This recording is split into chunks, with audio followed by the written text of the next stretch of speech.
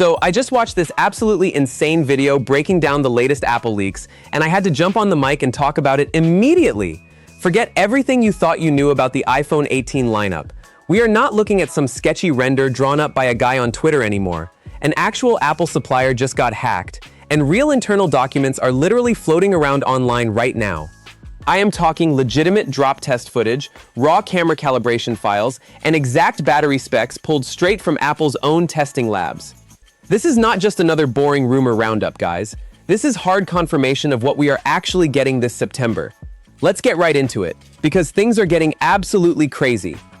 First off, let's talk about that leaked drop test footage, because it finally settles a massive design debate that people have been fighting over for months. In the video, we clearly see an iPhone 18 Pro Max in this fresh silver finish, and the back is completely redesigned.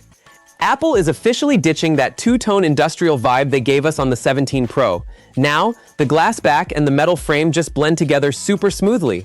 They even swapped out the classic matte Apple logo for a shiny mirror finish, which honestly looks kind of slick. But here is the catch. The whole body of the phone genuinely looks thicker in the footage. We will get to exactly why in a second, but wait, there is more on the hardware front. Another clip showed them testing that heavily rumored dark cherry color. And guess what? We have a leaked dark cherry SIM tray to match it. So yeah, for those of you dreading the all-digital future, physical SIM slots are sticking around in at least a few international markets for another year. Now, let's talk about the camera bump.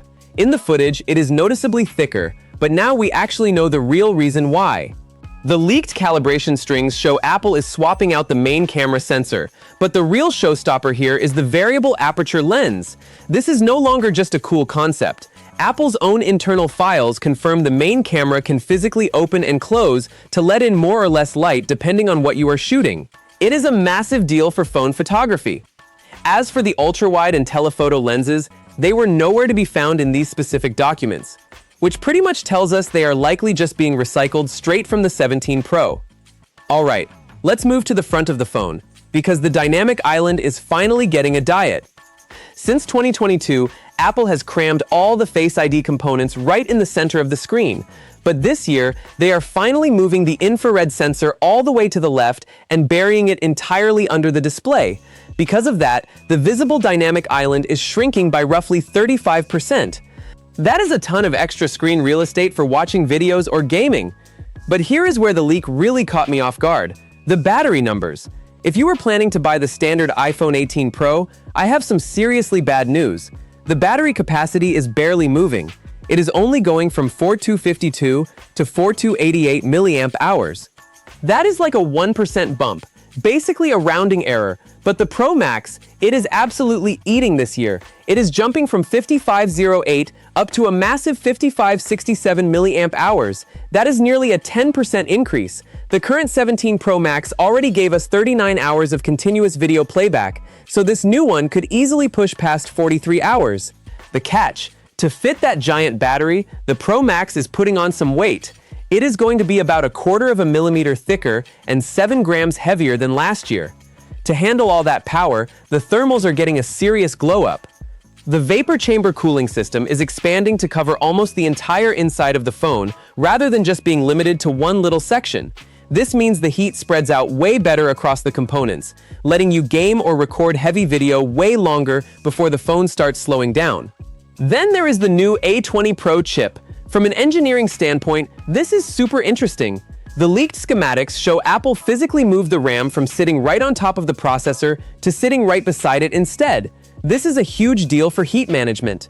Throw in the new LPDDR6 memory and a noticeably larger neural engine, and this phone is basically going to be an absolute monster for AI processing.